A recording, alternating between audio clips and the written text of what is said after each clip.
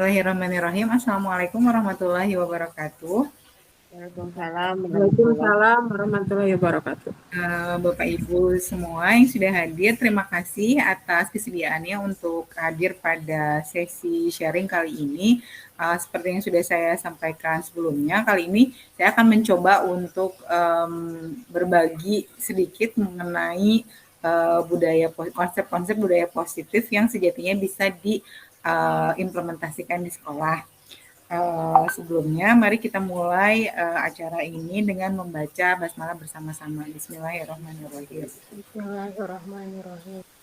Puji syukur kita panjatkan kehadirat Allah Subhanahu wa Ta'ala karena hanya atas karunia dan berkahnya kita semua dapat hadir di sini untuk bersama-sama mengikuti sesi sharing mengenai budaya positif. Oke, sebelumnya saya izin untuk share screen ya, Bapak Ibu. Selamat datang kepada rekan-rekan Bu Vina, Bu Nia, Pak Puji, Ibu Kamela, Wati, Bu Aini, Bu Asruri, Pak Syarif. Terima kasih sudah bergabung. Izinkan saya untuk share screen. Sudah terlihat lagi, Bu Asruri? Dan teman-teman? Sudah Oke, Bu. Terima kasih. Oke, kita akan sedikit membahas mengenai budaya positif. Jadi untuk konsepnya itu di sini ada yang pertama mengenai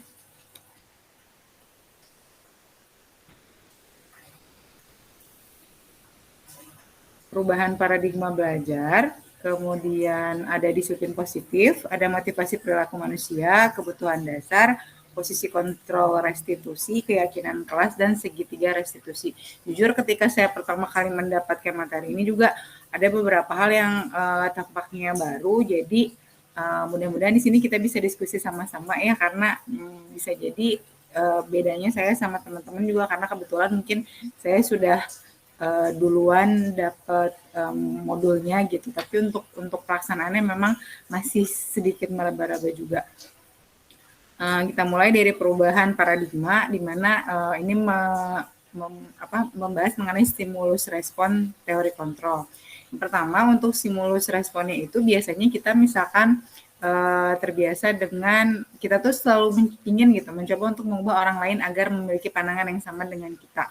Hal ini juga yang biasanya mendasari perlakuan kita terhadap siswa. Nah, ini harus sudah mulai diubah paradigmanya menjadi bahwa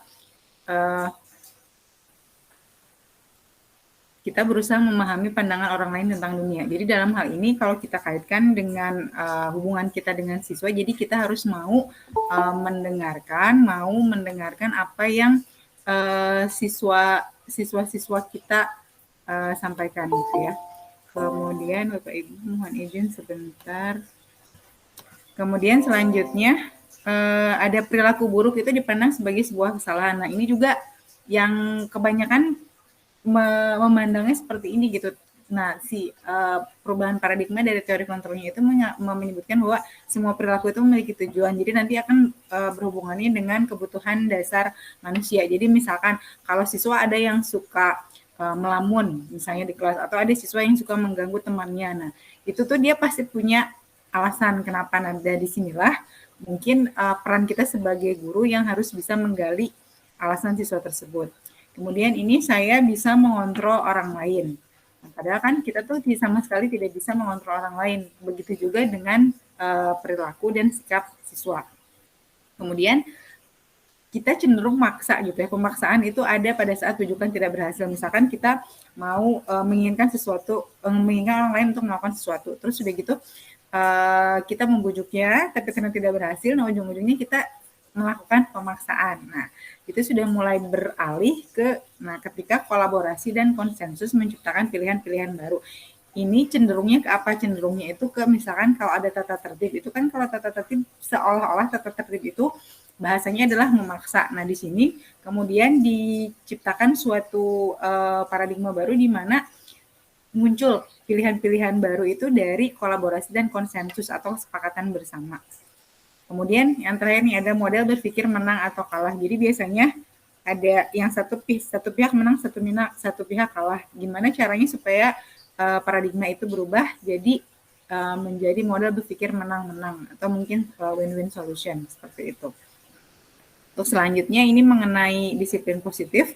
Nah, jadi kadang-kadang kebanyakan itu termasuk saya berpikir bahwa yang namanya disiplin itu erat kaitannya sama hukuman. Tapi ternyata belajar tentang disiplin positif itu tidak harus dengan hukuman, malah alih-alih menjadi berhubungan dengan hukuman, hukuman itu adalah alternatif terakhir dan kalau bisa itu tidak digunakan sama sekali.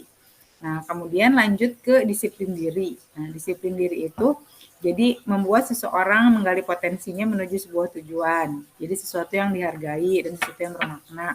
Kemudian mempelajari bagaimana kita mengontrol diri, bagaimana menguasai diri untuk memilih tindakan yang mengacu pada nilai-nilai yang kita hargai. Dan ini yang terakhir, gimana caranya sebagai seorang pendidik sesuai dengan filosofis Ki Hajar Dewantara.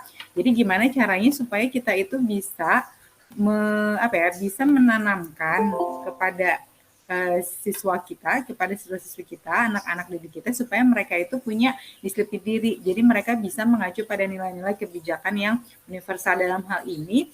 Kan memang ketika seseorang melakukan sesuatu itu mereka itu kan tetap ya motivasi yang terbesarnya itu adalah motivasi intrinsik. Jadi seberapa besarnya pun peran kita untuk memberikan motivasi selama orang tersebut tidak memiliki motivasi intrinsik, motivasi dalam diri, maka itu tidak akan menjadi perubahan yang signifikan.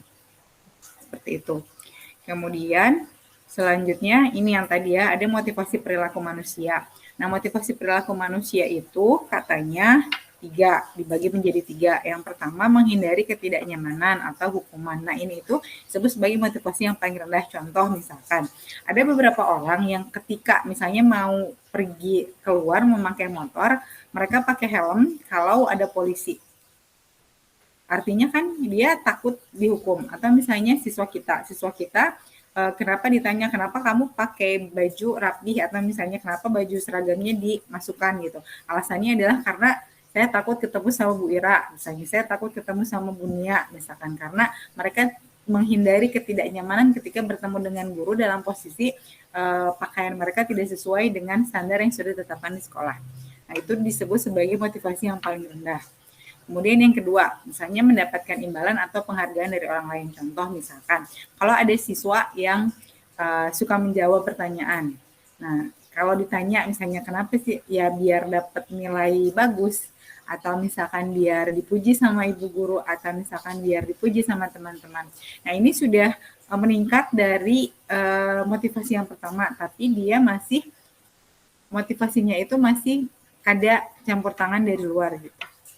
Nah, kemudian yang ketiga ini menjadi orang yang mereka inginkan dan menghargai diri mereka sendiri dengan nilai-nilai yang mereka percaya. Nah, diharapkan dengan tujuan disiplin positif itu adalah menanamkan motivasi yang ketiga. Jadi menghargai diri sendiri dengan nilai-nilai yang mereka percaya. Nah, nilai-nilai ini sendiri apa sih yang dimaksud nilai-nilai? Tadi kan ada sempat membahas mengenai nilai-nilai universal gitu ya.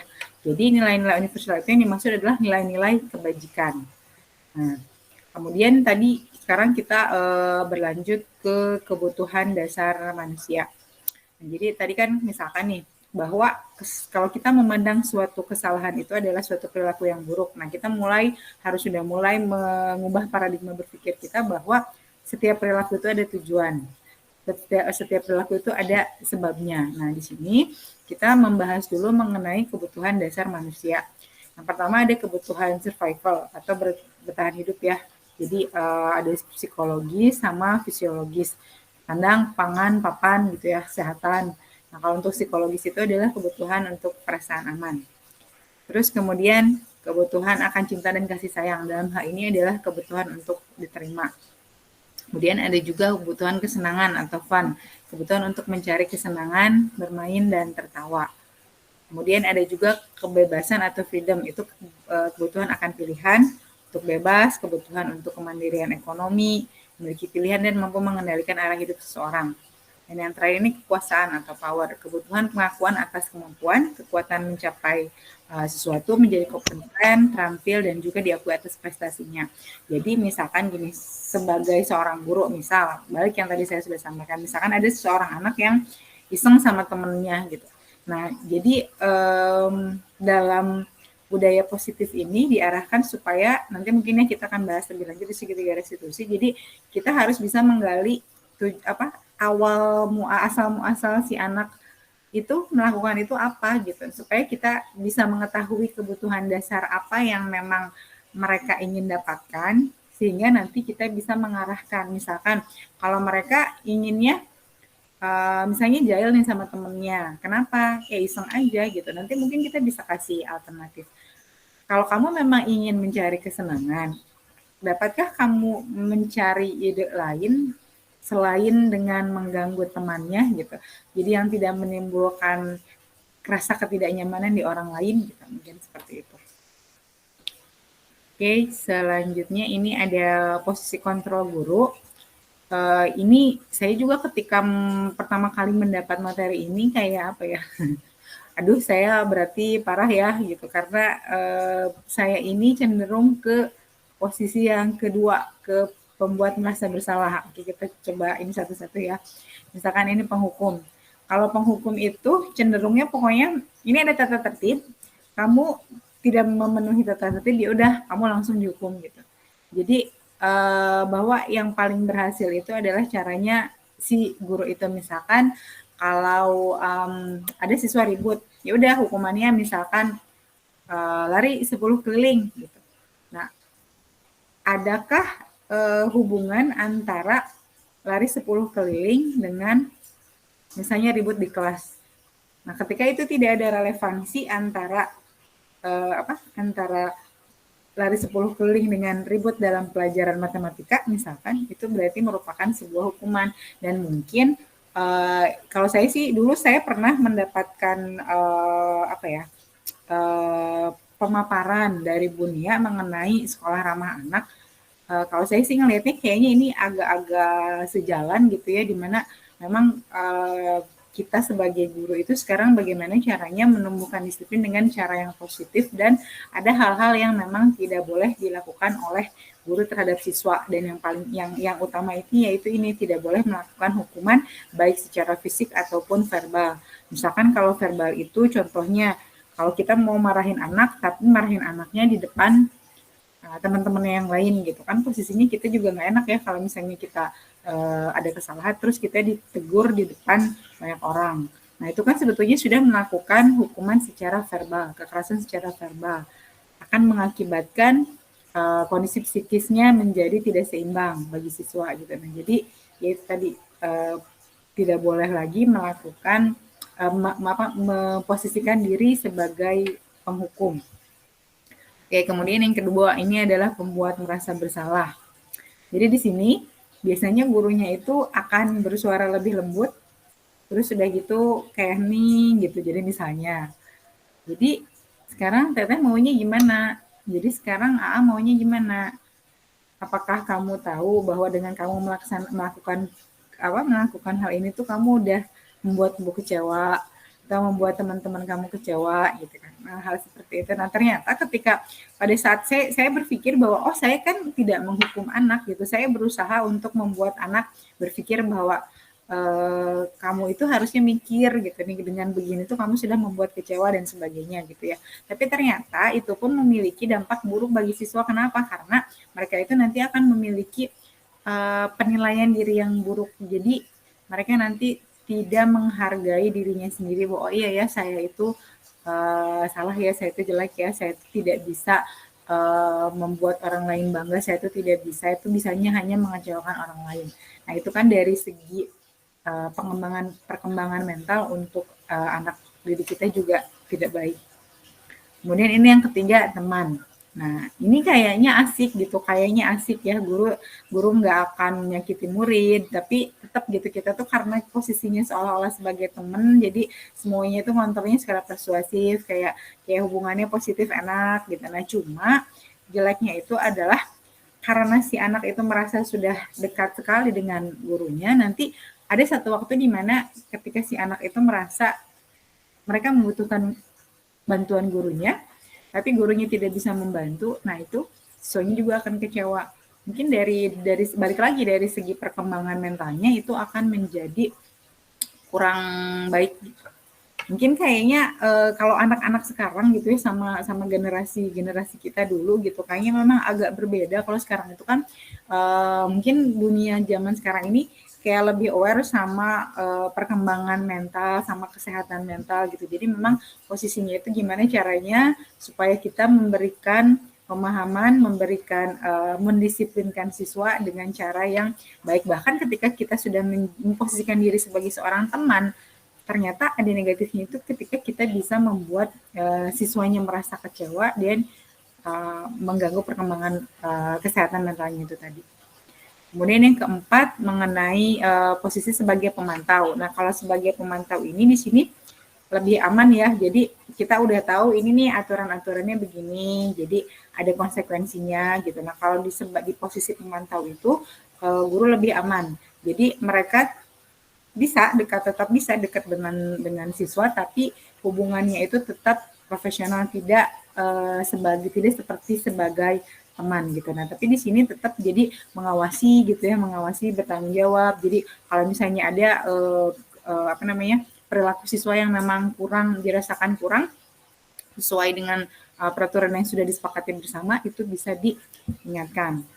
Nah, namun ini yang terakhir, nah ini adalah posisi yang memang diharapkan sebagai seorang guru. Jadi diharapkan itu seorang guru itu bisa jadi posisinya sebagai mentor, gitu ya. Terus kemudian, nah pembeda kadang-kadang ini apa sih pembeda antara pemantau sama manajer? Nah kalau manajer itu ujungnya kita itu akan bisa untuk kita tuh mempersilahkan gitu siswa, misalnya siswa melakukan kesalahan nih. Ketika siswa melakukan kesalahan, sebagai guru, sebagai seorang manajer itu bisa, oke sekarang kamu sudah melakukan kesalahan ini. Apa yang bisa kamu lakukan untuk mempertanggungjawabkan kesalahannya? Nah, terus yang terpenting itu adalah ketika siswa sudah menyampaikan solusi dari, misalnya dia udah bilang, oke Bu, sekarang saya solusinya tanggung jawab saya adalah begini, misalkan. Jadi guru di sini adalah kemudian mendukung muridnya supaya solusi yang dia tawarkan itu dapat dilakukan sehingga dia bisa mempertanggungjawabkan kesalahannya. Selanjutnya ini tadi keyakinan kelas. Keyakinan kelas itu kan tadi kita bahas mengenai ada nilai-nilai yang universal gitu kan.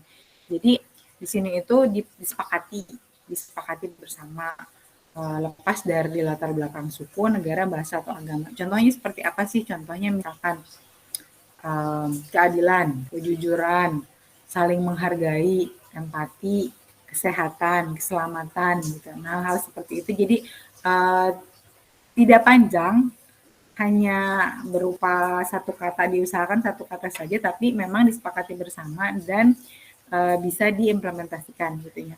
Jadi contohnya ini, jadi memang si keyakinan kelas itu lebih abstrak gitu dari peraturan kelas. Jadi dia hanya nggak spesifik. Jadi nggak misalnya kejujuran adalah apa-apa, enggak, pokoknya kejujuran aja. Nah, nanti supaya anak-anaknya juga bisa lebih terserap gitu ke dalam diri anak-anaknya. Ini ada tadi ya pernyataan-pernyataan universal, dan ini yang penting senantiasa dibuat dalam bentuk positif. Jadi sekarang juga tata tertib, misalnya gini, kalau kita mau bikin tata tertib, dilarang terlambat sekolah, dilarang terlambat masuk sekolah, atau misalnya dilarang membuang sampah misalkan. Jadi gimana caranya supaya kalimat-kalimat tersebut, pembiasaan-pembiasaan tersebut dinyatakan dalam bentuk yang positif. Misalkan, kalau nggak boleh telat, berarti bahasanya datang ke sekolah 15 menit sebelum pelajaran dimulai. Dan misalnya, atau selalu memperhatikan guru. Misalnya, tidak boleh ribut, tidak boleh ngobrol selama pembelajaran berlangsung. Diganti dengan selalu memperhatikan guru ataupun teman yang sedang berbicara di depan kelas atau teman yang sedang berdiskusi. Kalau misalnya nggak boleh main-main, diganti dengan senantiasa terlibat secara aktif dalam pembelajaran. Mungkin hal-hal yang seperti itu kayaknya sih memang ini butuh pembiasaan ya, jadi karena kita juga belum maksudnya masih jauh banget gitu. Yang saya masih jauh banget dengan hal seperti ini. Jadi kayaknya memang butuh butuh effort, butuh usaha dari semua pihak barengan gitu, gimana caranya supaya kita bisa memaksimalkan memberikan lingkungan yang positif bagi siswa-siswi kita. Ya itu tadi, jangan terlalu banyak, mudah diingat, dipahami oleh warga kelas. Sebaiknya sesuatu yang dapat diterapkan, dan ini baiknya berkontribusi bareng-bareng gitu kegiatan curah pendapat. Jadi anak-anaknya diajak diskusi, sok keyakinan kelasnya mau apa gitu mungkin ya, seperti itu. Terus boleh juga ditinjau. Waktu saya mencoba ini menerapkan di kelas, tapi memang pas awal juga agak-agak aneh sih, anak-anaknya juga mengerenyitkan dahi, ibu apa sih gitu maksudnya, apa ya, karena kan memang belum pernah gitu, jadi ya tapi nggak apa-apa mencoba sedikit-sedikit. Kemudian ini yang terakhir mengenai segitiga restitusi. Jadi segitiga restitusi itu apa? Saya juga pertama kali mendengarnya, naon gitu segitiga restitusi, ternyata ini adalah langkah-langkah untuk gimana kita sebagai seorang guru jika dihadapkan untuk menyelesaikan permasalahan siswa kita yang siswa kita yang tidak siswa yang tidak mengikuti peraturan, atau misalnya siswa yang melakukan kesalahan gitu. Jadi ada tiga ya, namanya kan segitiga restitusi. Berarti ada tiga. Yang pertama itu adalah menstabilkan identitas atau stabilize the identity. Jadi pertama itu ketika misalnya siswa melakukan kesalahan, kita membuka dialognya itu dengan setiap orang pasti pernah melakukan kesalahan. Terus kamu bukan satu-satunya yang pernah melakukan ini. Kenapa kita butuh melakukan ini? Karena supaya si mental anaknya itu sembuh dulu gitu, supaya anaknya oh iya ya, berarti saya tuh nggak parah-parah banget ya ketika saya melakukan ini. Jadi digiring untuk distabilkan dulu gitu identitasnya. Kemudian langkah yang kedua ini adalah validasi tindakan yang salah. Jelas kan, anak harus tahu bahwa dia tuh melakukan kesalahan. Nah nanti kemudian variasi kalimatnya seperti apa, misalnya kamu tentu punya alasan kenapa kamu melakukan itu. Jadi kan ketika kita bilang setiap orang pasti pernah melakukan kesalahan, kamu bukan satu-satunya yang pernah melakukan kesalahan itu. Artinya kemudian berarti si anak itu kan, si orang itu kan jadinya oh iya saya salah. Kemudian divalidasi, oke, salahnya kenapa? Kenapa kamu melakukan itu? Pasti punya alasan kan? Nah, disampaikan. Kemudian ini balik lagi ke yang tadi, kebutuhan dasar. Jadi ketika mereka sudah menyampaikan, misalkan alasannya misalnya saya misalnya nih anak melakukan kecurangan ketika tes, misalnya anak nyontek nih waktu tes. Tanya dong sama kita, kamu tentu punya alasan kan kenapa melakukan itu, misalnya alasannya saya nggak belajar karena di rumah lagi rame, di rumah lagi tetangga lagi hajatan segala macam misal gitu ya. Terus kita tanya, kira-kira kamu punya cara yang lebih efektif nggak untuk mendapatkan apa yang kamu butuhkan? Dalam hal ini kan berarti anak mau ulangan, dia pengen nilai bagus. Apa sih caranya gitu? Jadi di explore gitu si anaknya itu kira-kira, oh iya, saya kira-kira ada nggak sih cara yang lebih efektif gitu? Ketika misalkan atau misalnya gini, anak-anak remaja kan biasanya mereka tuh lagi senang-senang pakai aksesoris yang berbeda lah gitu dari teman-temannya. Pasti kan alasannya kenapa? Alasannya ya ingin terlihat beda dari orang lain, ingin tampak, ingin diperhatikan oleh orang lain. Dan kita tinggal gali, oh berarti ini kebutuhannya apa? Kebutuhannya ingin diterima gitu, kebutuhannya cinta dan kasih sayang misalkan. Nah jadi kita tanya, kira-kira menurut kamu ada nggak sih cara yang lebih efektif supaya kamu tuh bisa dapetin apa yang kamu butuhkan? Misal nanti kita kan bisa menggiringkan, misalnya coba kalau kamu bakatnya di mana? Misalnya bakatnya di olahraga. Oke, yuk sekarang maksimalkan di olahraganya misal gitu. Jadi memang harus banyak PR banget, dan memang ini tuh kayaknya akan butuh usaha yang banyak dan waktu yang lebih lama gitu. Bayangkan kalau misalnya ada anak yang punya masa, kalau saya yang lihatnya sini tuh kayaknya menurut saya peran kita sebagai wali kelas deh minimal ya. Jadi minimal kita tuh kalau anak-anak satu kelas dipegang sama satu orang guru yang memang sudah mulai menerapkan konsep disiplin positif ini, konsep segitiga restitusi ini, mungkin perlahan-lahan akan ada shift of paradigma, jadi perubahan paradigma yang mulai sedikit bergeser ke arah yang lebih baik gitu ya. Kemudian ini yang terakhir nih, ini menanyakan keyakinan, seek the belief. Nah ini yang menanyakan keyakinan itu kan memang harus punya dulu si keyakinan kelasnya gitu. Misalkan kayak tadi anak misalnya nyontek, oke nilai keyakinan apa yang tidak sesuai gitu. Jadi di sini keyakinan kelas apa yang telah kita sepakati, mungkin dia nanti bilang, oke Bu, kejujuran, keadilan, misalkan saling menghormati, atau empati dan sebagainya. Nanti kemudian dieksplor sama kita, nah kira-kira apa sih yang kesal ini yang sudah kamu lakukan ini, apakah melanggar salah satu keyakinan yang sudah kita sepakati? Mungkin kan anak bisa explore. Nah kemudian nanti setelah dia menyebutkan keyakinan kelasnya apa, nanti kita tanya, kamu tuh pengennya jadi orang yang seperti apa? Nanti mungkin dia akan menjawab, saya pengen A, B, C, D. Bisa jadi si anak itu ngejawabnya jauh dari apa yang kita harapkan gitu. Tapi ya balik lagi kitanya, kemudian berusaha untuk mengarahkan gitu, berusaha mengarahkan. Sebetulnya ini saya sudah coba bikin video mengenai segitiga restitusi ini. Nanti insya Allah di-share di linknya, barangkali teman-teman ada yang sudah ada yang ya ini juga baru nyoba-nyoba mencoba untuk menerjemahkan apa yang saya pelajari menjadi praktek kalau misalnya segitiga restitusi ini diterapkan ke anak itu seperti apa.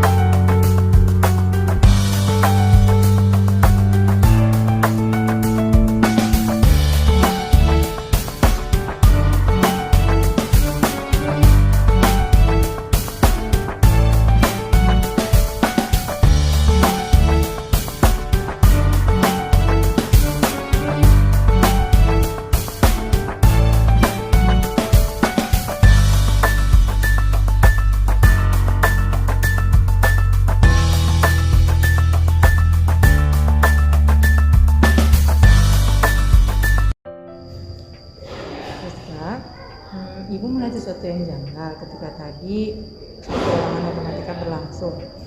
Apakah ada yang ingin kamu ceritakan? Apa ya Bu? Rizka kurang paham.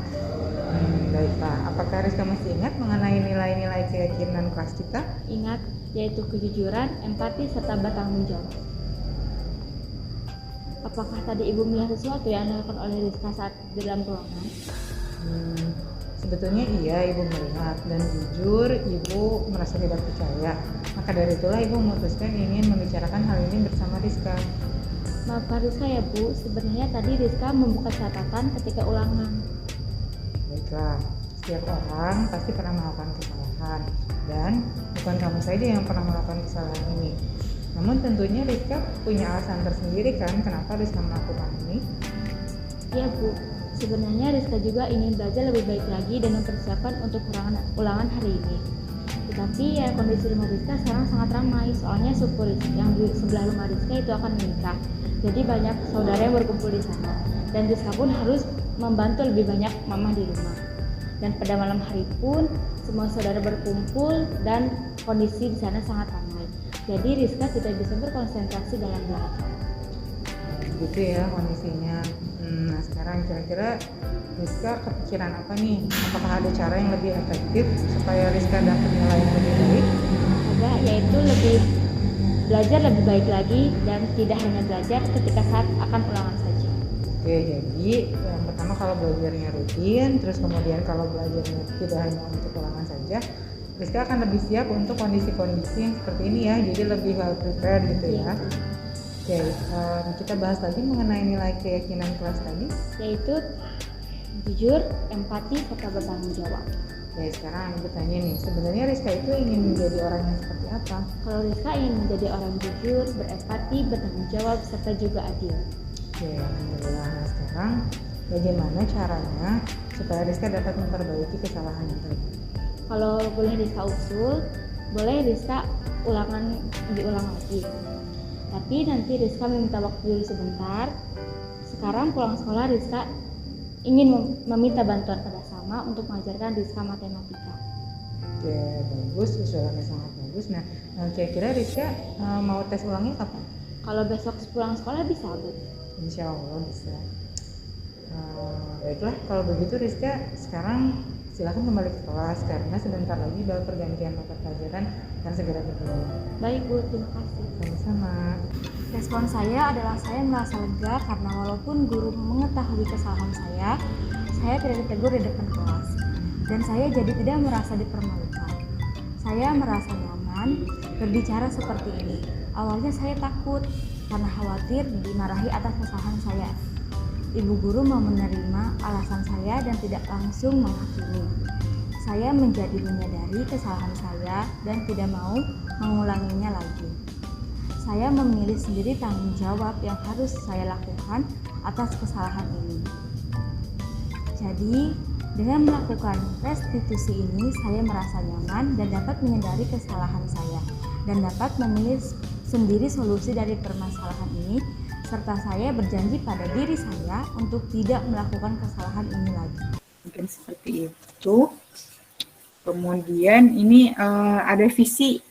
Nah, sebagai seorang guru penggerak itu, katanya ya sebagai guru sih saya pikir ya sebagai guru kita harus punya, kita tuh visinya apa sih buat anak-anak kita gitu. Dalam hal ini saya visinya adalah mewujudkan siswa yang literat dan berwawasan lingkungan. Nah, di sini karena kemudian setelah modul 1.4 ini saya sudah belajar mengenai konsep budaya positif. Jadi gimana sih caranya supaya saya dan teman-teman di sekolah saya bisa mewujudkan visi ini dengan menerapkan budaya positif itu tadi gitu. Nah, jadi di sini mohon maaf. Di sini tadi saya tuh coba karena saya wali kelasnya kelas 1247. Jadi saya baru mencobanya di kelas 1247 kan ya. Jadi di sini ada keyakinan kelasnya nggak banyak-banyak, saya hanya ada beberapa anak yang menyampaikan masukannya gitu. Mereka mintanya ada kejujuran, ada keadilan, saling menghargai dan bertanggung jawab.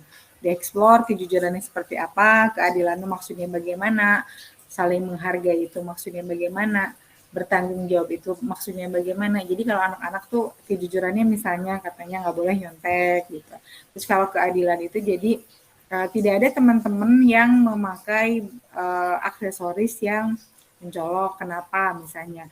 Karena mereka memberikan alasan karena kalau misalkan nanti ada diperbolehkan misalnya semua orang pakai aksesoris ke sekolah, kasihan sama teman-teman yang memang misalkan nggak punya. Nanti mereka bisa jadi merasa merasa minder gitu karena teman-teman punya barang-barang, punya aksesoris yang lain gitu atau gimana gitu.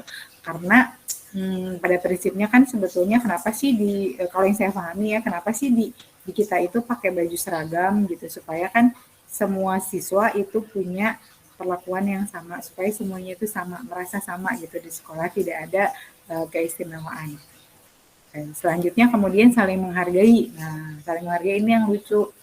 Ketika ada anak yang berbicara, jadi ketika saya ngajak bicara itu ada anak lain yang lagi pegang HP. Ada kemudian temannya memberikan contoh, misalnya Bu, katanya, kalau misalkan ada guru atau ada siapa gitu yang lagi ngomong di depan, kitanya nggak boleh sambil main HP. Nah ini kan emang ini ya, mungkin sekarang kayak kita tuh nggak bisa hidup tanpa, seolah-olah kita nggak bisa hidup tanpa handphone, tanpa gawai gitu. Jadi kayak kalau ada guru yang lagi ngomong juga kadang-kadang anak-anak tuh nggak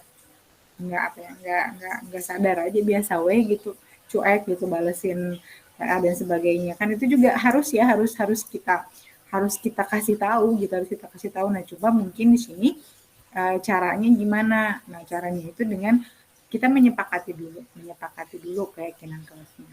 Terus kemudian untuk yang bertanggung jawab itu anak itu pada menjawabnya adalah misalnya bertanggung jawab terhadap tugas, kemudian bertanggung jawab terhadap piket. Nah, karena kemarin udah 1,5 tahun belajar di rumah, itu kayaknya memang saya juga agak sedikit kesulitan karena di kelas tuh katanya, siapa yang piket hari ini ya? Ayo siapa yang udah dibersihkan belum kelasnya? Misalkan seperti itu. Jadi memang anak-anak udah kayaknya alasannya sih biasanya Bu, udah lama nggak piket dan sebagainya, biasalah ya anak-anak. Cuma memang gimana caranya supaya mereka mulai bisa bertanggung jawab tanpa kita harus tanpa harus istilahnya marah-marah gitu. Ayo cepetan beresin kelasnya. Ayo pokoknya Ibu nggak akan masuk kalau kelasnya belum beres gitu. Nah, itu mungkin hal-hal yang seperti itu harus mulai dihindari. Terus ini ada peraturan kelas. Peraturan kelasnya juga nggak banyak-banyak di sini.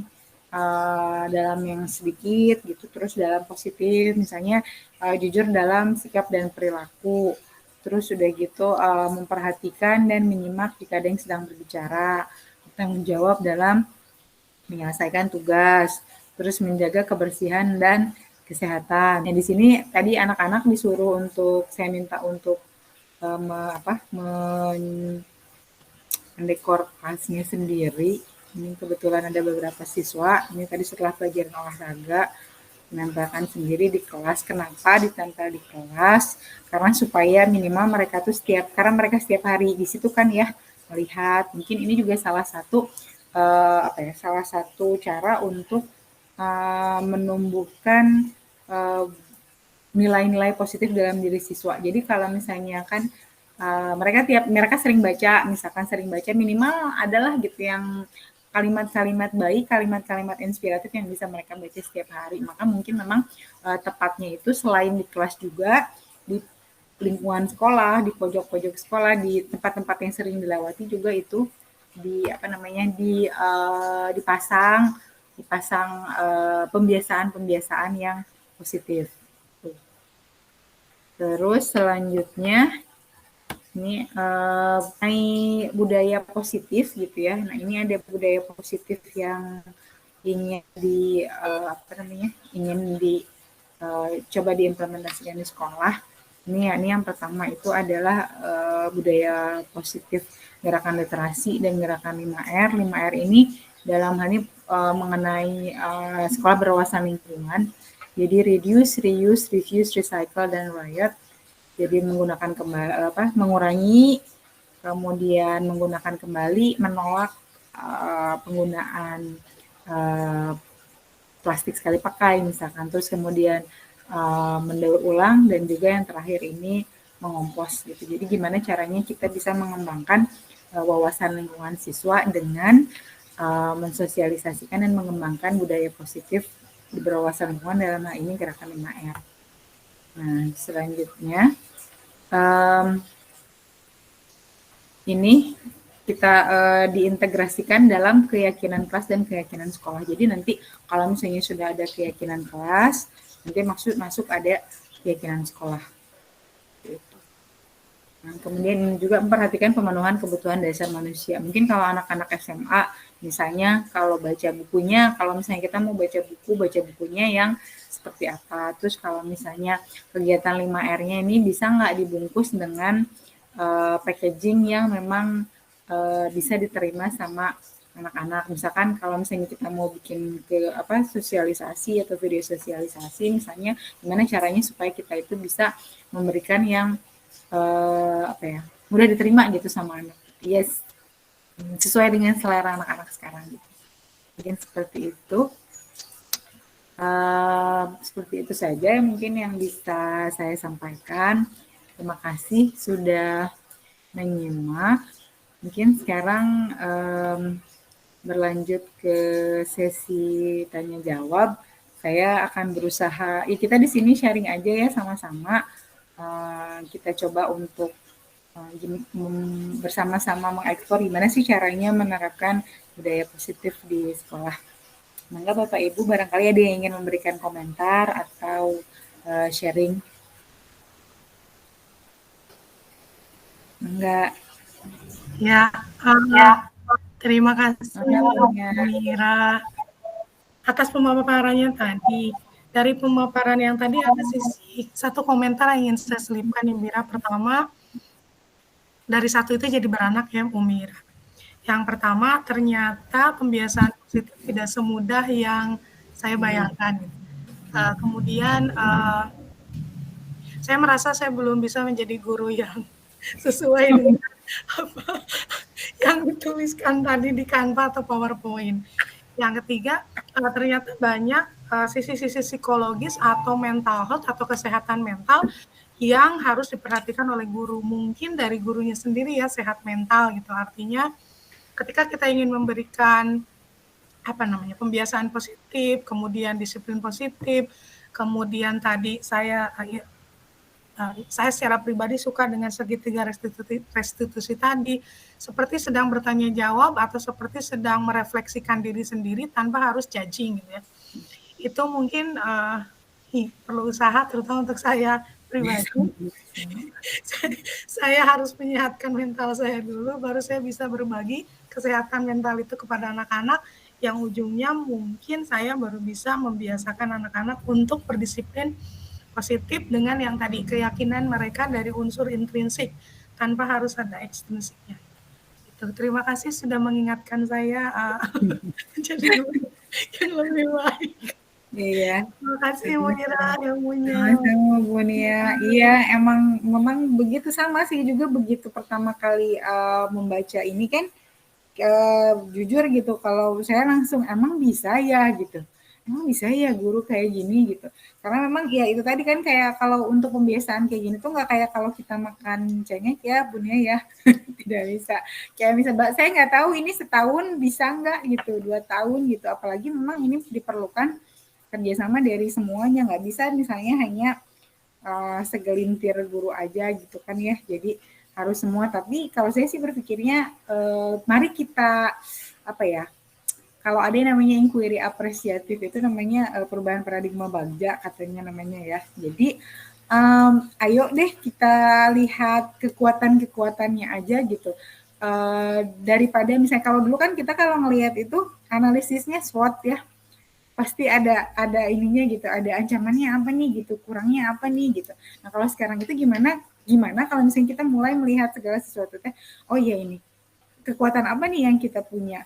Nah ketika kita mau bicara mengenai disiplin positif, bicara mengenai budaya positif, justru saya melihatnya nih dengan Bu Nia mengungkapkan seperti itu, ini kekuatan yang misalkan SMA Negeri 2 Subang punya. Jadi ada beberapa guru yang sudah oh iya saya tuh kayaknya belum nyampe ke sana. Ya karena memang itu kan ya idealnya gitu. Ini kan semua berangkat dari pemikiran filosofis Gajah Dewantara. Ya kalau sedikit-sedikit gitu, kata fasilitatornya, kalau sedikit-sedikit, kalau kitanya yakin ya insya Allah bisa. Tapi ya balik lagi ya, kembali gitu. Kita juga manusia, tapi memang jelas kan Hingmadia Mangunkarso, lagi sih? Ingarso Suntolodo, Hikmadia Mangunkarso, Tuturi Handayani gitu ya. Jadi emang yang paling penting itu adalah memang teladan gitu. Jadi kayak misalkan seperti inilah, misalnya kita mendapati bahwa anak-anak kita itu sekarang kok kayaknya lupa gitu ya, 1,5 tahun itu kalau ketemu sama kita kok kayaknya tidak Assalamualaikum Ibu, Assalamualaikum Bapak, selamat pagi gitu, selamat siang atau punten gitu. Ya daripada misalnya kita oh iya ini anak-anak kenapa ya kenapa kita juga tidak oke kita ketemu sama anak-anak kita tidak tahu itu siapa mereka karena mereka pakai masker kita pun juga belum mengenali ya kita sapa aja teteh gitu atau assalamualaikum gitu ya seenggaknya juga kan mungkin ya mereka juga si ibunya nyapa berarti kan maksudnya ada interaksi gitu walaupun misalkan si anak juga mungkin merasa si ibu sahanya kayaknya saya belum pernah deh belajar sama ibu atau saya belum pernah deh belajar sama bapak cuma mungkin ya sedikit-sedikit saya juga banyak kalau Bu Nia banyak belum bisa saya banyak tertamparnya Bu aduh kayaknya saya ini parah banget ya gitu sebagai seorang guru itu ternyata masih banyak yang harus dipelajari jadi memang satu hal mengenai sejauh ini gitu apa yang saya dapati dari guru penggerak teh ya kalau kata Ki Jadawantara ya memang kita teh selama hidup ini yang menjadi seorang manusia pembelajar terus aja gitu nggak berhenti gitu semuanya belajar terus gitu seperti itu mangga ada tanggapan dari yang lain barangkali Bu Ira Iya Bu En, gimana? Ya, mendengar, memperhatikan, menyimak. Jadi menurut Ibu, itu seperti yang begini ya, Bira sampaikan barusan itu. Jadi kesimpulan Ibu, kan ini tuh bukan hanya pelajaran matematik ada ya yang Iya. yang mengalami jadi apa namanya guru penggerak. Jadi semua pelajaran gitu ya. Kesimpulan Ibu, kalau semua pelajaran sudah tersampaikan ke guru di masing-masing sekolah, kan pasti budaya positif ini akan tersampaikan juga ke semua pelajaran ya. Iya. Nah, jadi menurut Ibu, kalau masih Bu Ira aja di sekolah, kayaknya menggerakkan begitu kayaknya sulit ya. Dan kan harus semua guru sepakatnya sama gitu. Iya, Nah, betul. kalau semua guru sepakat sama, udah mendapatkan materi budaya positif ini, jadi pasti kesimpulannya akan disampaikan ke forum bagaimana kalau ini disampaikan supaya jadi tata tertib sekolah Ya, diisi betul Ibu. yang budaya-budaya yang positif itu kan kalau nggak mungkin kalau hanya guru matematika aja yang bergerak gitu ya, guru biologi aja ya Allah capeknya minta ampun nggak kebayang. Jadi kalau semua udah tersampaikan, jadi ibaratkan disampaikan di forum sekolah, pasti ya udah masukkan aja ke tata tertib. Jadi berlaku bisa untuk guru, guru juga bisa selalu diingatkan, oh iya kita punya ini, jadi sudah bersama gitu menurut Ibu gitu. Jadi kalau bergerak sendiri ya Allah capek nggak kebayang gitu ya. Kan apalagi model zonasi sekarang kan luar biasa beragam masalah setiap sekolah gitu kan. Jadi sebenarnya memang harus masuk ke tata tertib sekolah dan kesepakatan bersama. Menurut Ibu gitu ya. Saran Ibu nggak tahu kalau yang lain kayaknya sama deh berpikir begitu kalau ini budaya positif bagus bagus.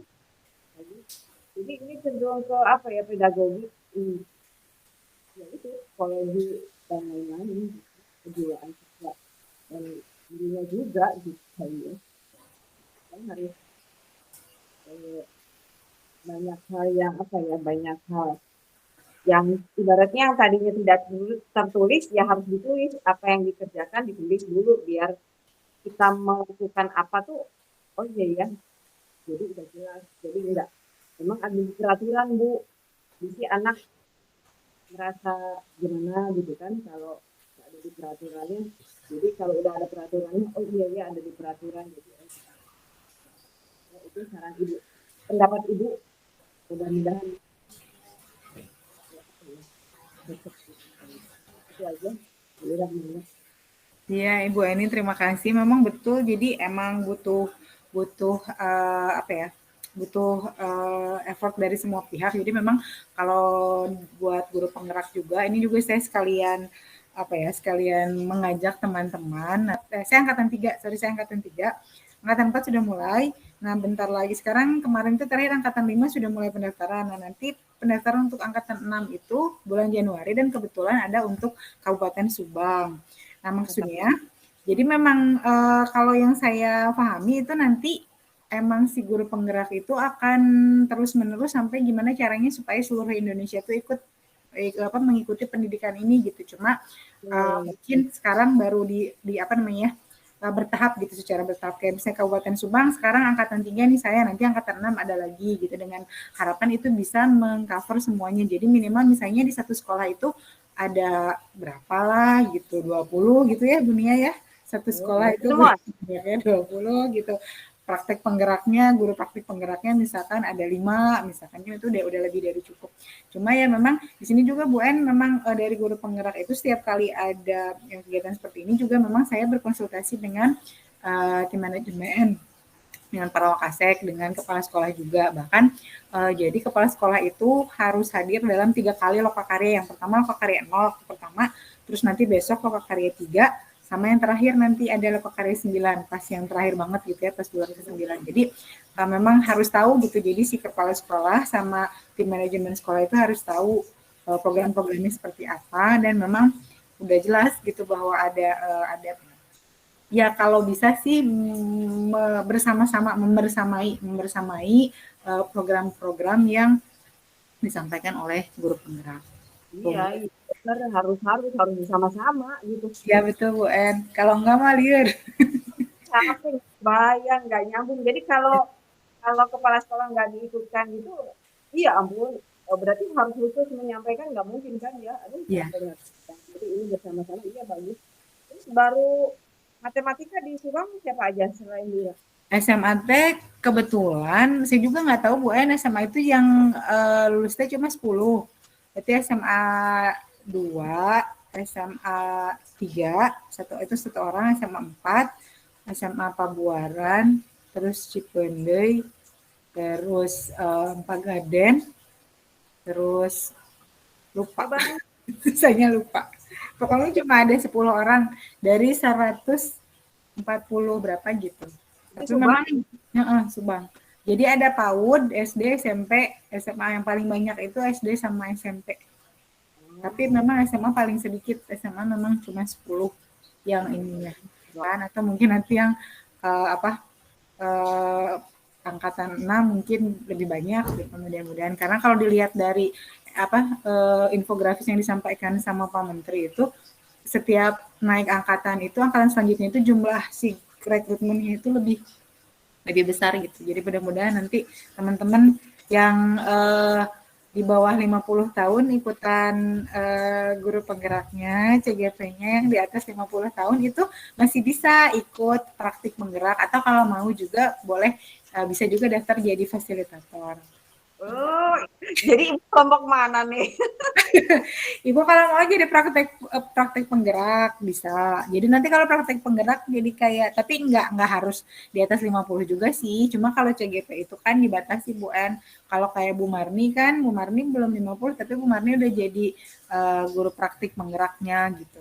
Boleh aja sih kemana-mana juga. Cuma maksudnya kalau yang untuk usia di atas 50 itu nggak boleh daftar CGP gitu. Karena asumsinya kan tinggal 10 tahun lagi katanya masa kerjanya gitu seperti itu. Kalau praktik penggerak kan lebih ini gitu, lebih luas. Jadi ngebimbing kita yang ini yang CGP. Jadi ntar pengajar prakteknya belajar duluan, latihan duluan, nanti udah selesai ngebimbing kita yang CGP gitu kan. Semangat. Tuh, kan SMA 1 kayaknya baru Bu Marni aja ya. Iya, baru Bu Marni. Kalau nggak salah Bu Luki ikut ya, Bu Nia ya? Ikut nggak sih? Enggak, kayaknya cuma Bu Marni doang. Oh iya, sama Bu Marni ya berarti. Iya. Ya, pengajar praktik SMA juga cuma 2 sih, yang lulusnya cuma Bu Marni sama Bu Dian. Yang lainnya ada SMK juga ada, kalau nggak salah. Katanya sekolah yang sudah jadi sekolah penggerak, guru-guru kelas 10-nya tuh udah beberapa banyak lah ya untuk memenuhi syarat ada sekolah penggerak katanya ya. Iya, betul ada sekolah penggerak Bu En. Jadi itu sekolahnya daftar. Jadi SMA 1 kalau mau daftar Bu En. Jadi nanti kurikulum jadi Bandung di sini baru 5, jangan dah. Enggak, jadi emang ada nggak tahu sih katanya dengar-dengar mau ada kurikulum baru. Makanya kan sekarang tuh kayak di ini kan PJBL ya Bu Nia ya, Bu Vina. Jadi nanti itu kalau di sekolah penggerak kurikulum sekolah penggerak itu 20% minimal itu harus PJBL di mana kolaborasi antar mapel gitu. Makanya mungkin kan saya juga sering nanya-nanya sama Bu Amira kan di SMA 1 Lembang, Bu Amira udah jadi sekolah penggerak ya, udah pakai kurikulum sekolah penggerak gitu. Tapi memang itu kalau yang saya tahu kepala sekolahnya daftar. Jadi nanti terus ada beberapa isian yang harus diisi. Kalau misalnya memang dirasa itu qualified gitu sih sekolahnya, baru nanti bisa karena memang nanti guru-gurunya akan diberikan tuntutan yang lebih gitu untuk menjadi. Iya itu. Dan matematik di kelas 10 cuma 3 jam pelajaran, nggak ada wajib minat katanya gitu. Iya, kayaknya gitu. Banyak perubahan lagi, nggak tahu ini. Kita mah biasa. Iya ya Bu En ya. Biar nggak jam pelajarannya dikurangi. Kasihan guru honornya dong. Ya yang terbaik aja lah ya. Mudah-mudahan. Siapa tahu matematika dikurangin, bahasa Inggris ya dinambah ya Bu Nia kayak dulu ya. Jadi bahasa Inggrisnya lebih banyak. Ya, mungkin bagaimana teman-teman yang lain, barangkali ada yang mau menanggapi atau memberikan pendapatnya, gimana caranya supaya kita bisa sama-sama menerapkan budaya positif di sekolah. Pak Saya Muklis, Wira. oh mangga Pak.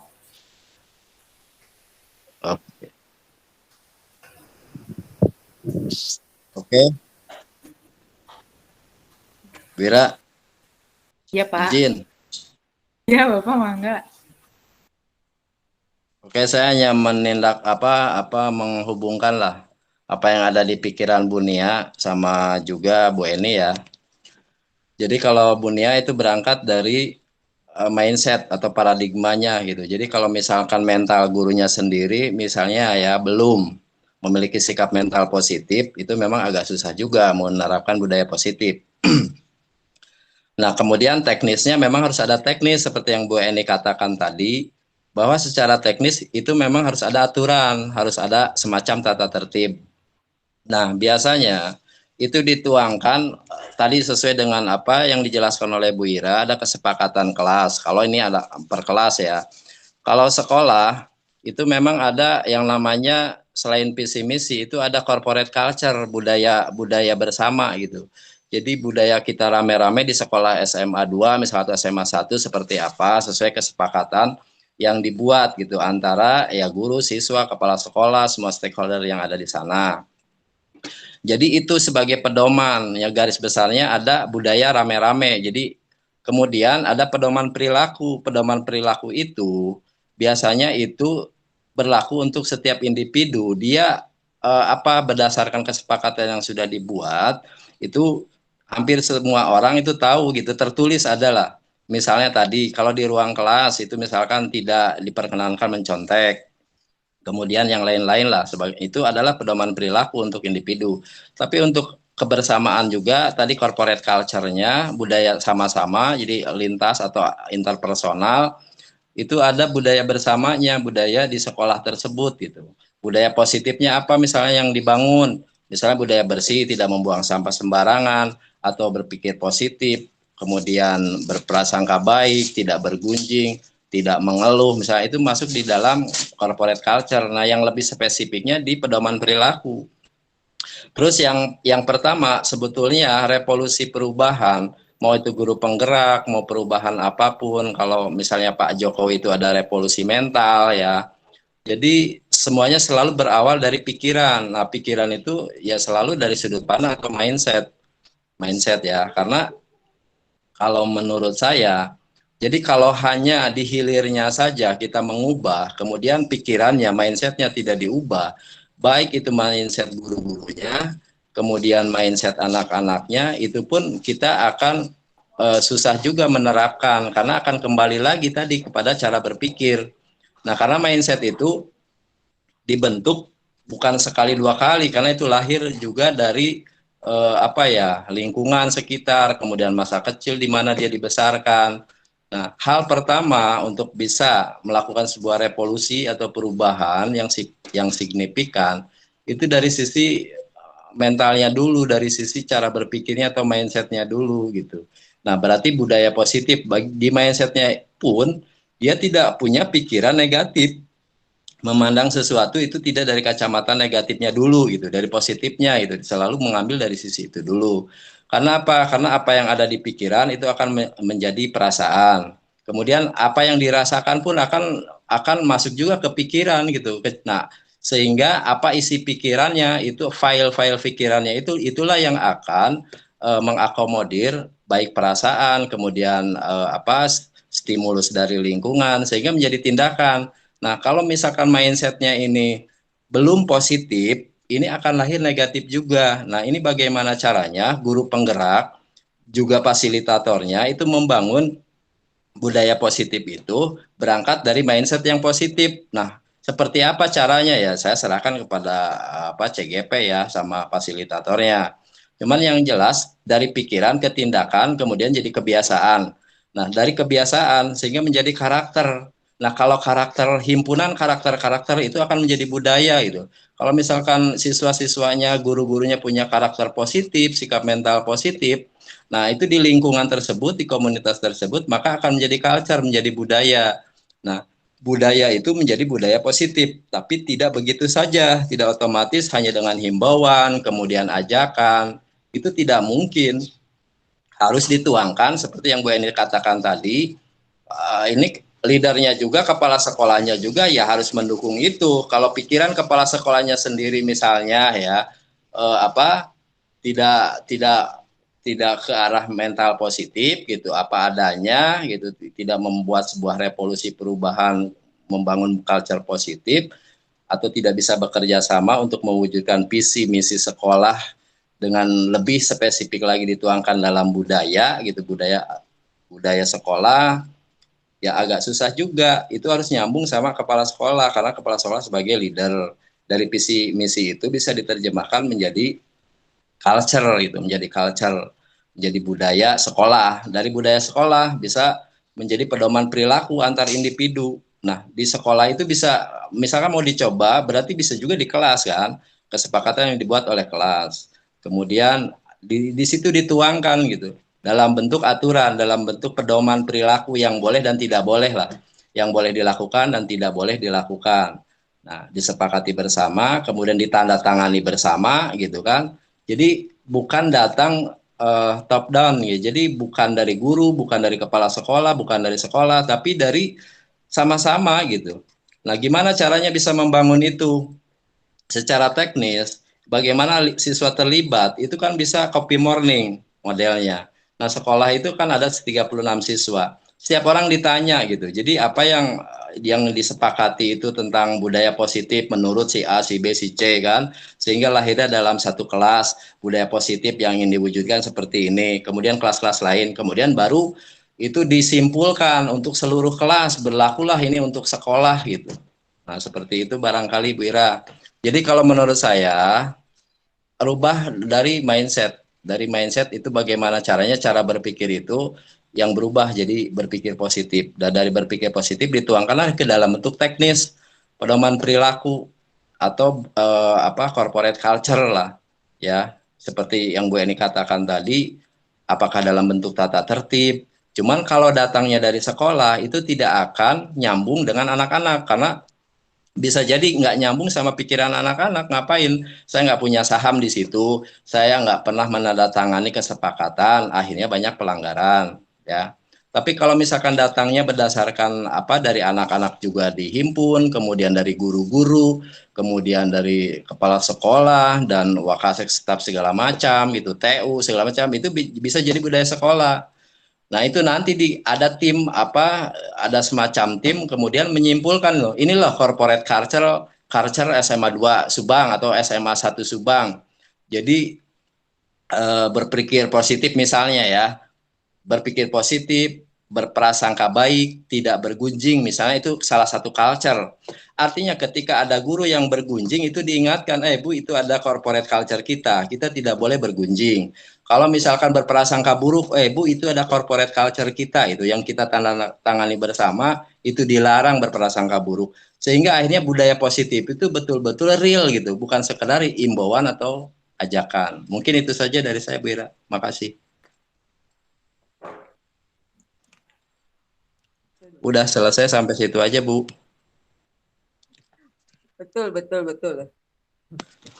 Betul, Pak Maulis. Sorry, maaf. Ya, terima kasih Bapak atas pemaparannya. Terima kasih juga sudah mengaitkan pemikiran yang tadi sudah disampaikan dengan Bu Eni dan Bu Nia. Memang ya sepakat betul Pak. Jadi dari pikiran ke tindakan, kemudian kebiasaan, kemudian menjadi karakter, kemudian menjadi budaya sekolah, dan akhirnya menjadi pedoman perilaku. Mudah-mudahan kita semua bisa bersama-sama untuk bagaimana caranya menumbuhkan budaya positif di sekolah. Mungkin teman-teman sudah 1 jam ya, sudah 60 menit, tapi barangkali masih ada yang ingin sharing. Kalau misalnya tidak ada, mungkin kita cukupkan saja pertemuan sekarang, tapi pengen sesi foto dulu, barangkali ada yang berkenan untuk dibuka kameranya. Oke. Pak Puji lagi di jalan. Barakallah, hatur nuhun Pak Habib. Oke, Bu Lela sama Pak Husni, Bu Neneng. Oke, kita Bapak Ibu sekali lagi terima kasih atas partisipasinya. Mudah-mudahan kita bisa sharing lagi, bisa banyak lagi berdiskusi. Mohon maaf atas segala kekurangannya. Tadinya barangkali berkenan nanti berkunjung ke ini channel YouTube saya mengenai penerapan segitiga restitusi. Mudah-mudahan bisa ya ada sedikit inspirasi. Mudah-mudahan kita bisa mengimplementasikan hal tersebut. Sekali lagi terima kasih. Wabillahi taufiq wal hidayah. Wassalamualaikum warahmatullahi wabarakatuh. Terima kasih. Warahmatullahi wabarakatuh. Waalaikumsalam warahmatullahi wabarakatuh. Sedayana.